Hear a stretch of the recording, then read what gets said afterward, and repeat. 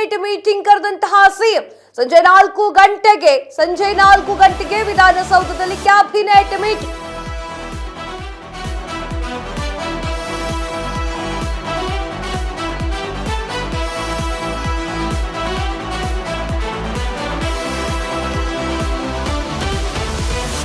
ಇಂದಿನಿಂದ ಮುಂಗಾರು ಅಧಿವೇಶನ ಆರಂಭ.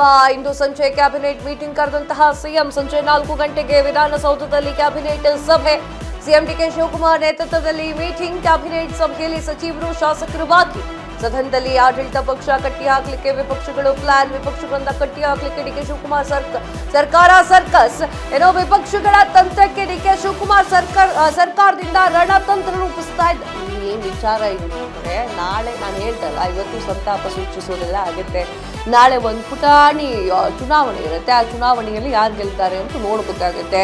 ಆ ವಿಚಾರಕ್ಕೆ ಸಂಬಂಧಪಟ್ಟಂತೆ ಈಗ ಆಲ್ರೆಡಿ ಬಿಜೆಪಿ ಕಚೇರಿಯಲ್ಲಿ ಸಂಜೆ 4 ಗಂಟೆಗೆ ಒಂದು ಪುಟಾಣಿ ಮೀಟಿಂಗ್ ಇದೆ. ಆ ಮೀಟಿಂಗ್ ನಲ್ಲಿ ಎಲ್ಲ ಡಿಸಿಷನ್ ತೆಗೆದುಕೊಳ್ತಾರೆ. ಮಲ್ಲೇಶ್ವರಂನಲ್ಲಿರುವಂತಹ ಬಿಜೆಪಿಯ ಆಫೀಸಲ್ಲಿ ಒಂದು ಮೀಟಿಂಗ್ ಇರುತ್ತೆ. ಆ ಮೀಟಿಂಗ್ ಅಲ್ಲಿ ನಾವು ಈ ಒಂದು ಮುಂಗಾರು ಅಧಿವೇಶನವನ್ನು ಯಾವ ರೀತಿಯಾಗಿ ಮಾಡಬೇಕು, ಯಾವ ರೀತಿಯ ಡೈರೆಕ್ಷನ್ ಅಲ್ಲಿ ತೆಗೆದುಕೊಂಡು ಹೋಗಬೇಕು ಅನ್ನುವಂತಹ ವಿಚಾರಕ್ಕೆ ಸಂಬಂಧಪಟ್ಟಂತೆ, ಹಾಗೆ ನಾಳೆ ಚುನಾವಣೆಯಲ್ಲಿ ಸ್ಪೀಕರ್ ಯಾರಾಗಬೇಕು ಅನ್ನುವಂತಹ, ಚುನಾವಣೆಯಲ್ಲಿ ಯಾರನ್ನ ಗೆಲ್ಲಿಸಬೇಕು ಅನ್ನುವಂತಹ ಒಂದು ಮೀಟಿಂಗ್ ಅನ್ನ ಬಿಜೆಪಿಯವರು ಇಟ್ಕೊಂಡಿದ್ದಾರೆ. ಹಾಗೆ ಇವತ್ತು ಮುಂಗಾರು ಅಧಿವೇಶನ ಆರಂಭವಾಗಿದೆ. ಇವತ್ತು ಸಂಜೆ ಕ್ಯಾಬಿನೆಟ್ ಮೀಟಿಂಗ್ ಅನ್ನ ಸಿಎಂ ಅವರು ಕರೆದಿದ್ದಾರೆ. ಸಂಜೆ 4 ಗಂಟೆಗೆ ವಿಧಾನಸೌಧದಲ್ಲಿ ಕ್ಯಾಬಿನೆಟ್ ಮೀಟಿಂಗ್ ಇರುತ್ತೆ.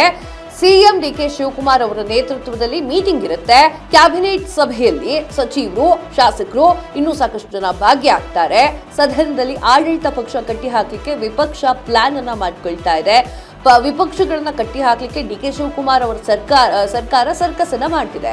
ಈಗ ಡಿಕೆ ಶಿವಕುಮಾರ್ ಅವರ ಒಂದಿಷ್ಟು ಜನ ಹೇಳ್ತಾ ಇರೋದೇನು ಅಂತಂದ್ರೆ, ಯಾವ್ಯಾವ ಪಾಯಿಂಟ್ ಅನ್ನ ಇಟ್ಕೊಂಡು ವಿರೋಧ ಪಕ್ಷದವ್ರು ಬರ್ಬಹುದು ಅನ್ನೋದ್ರ ಬಗ್ಗೆ ಡಿಸ್ಕಷನ್ಸ್ ಇರುತ್ತವೆ.